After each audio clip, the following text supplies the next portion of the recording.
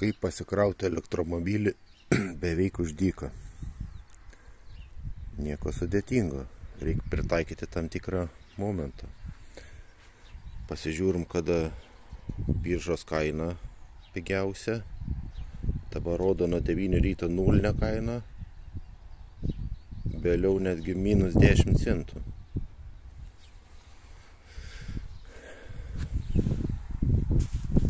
Tuo momentu ir krauname elektromobilį. Šitas jau pasikrovė.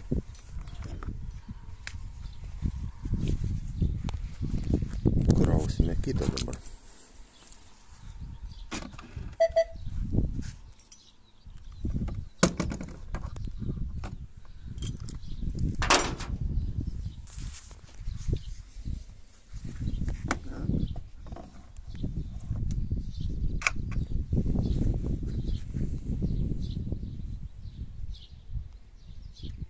Pasijungia.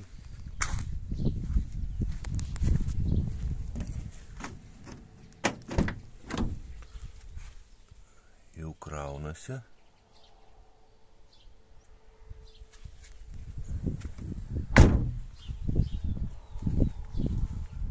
Ir kainuoja krovimas Igničiui 1,3 cento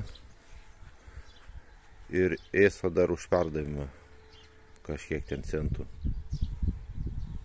Ir viskas, krauname su tokia stotelė iš kiniečių.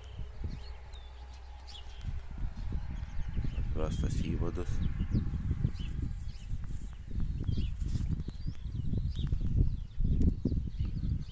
Aišku, ne visada ta elektra būna už tokią kainą, bet kai tiek kainuoja, tai galima pasinaudoti tokią progą.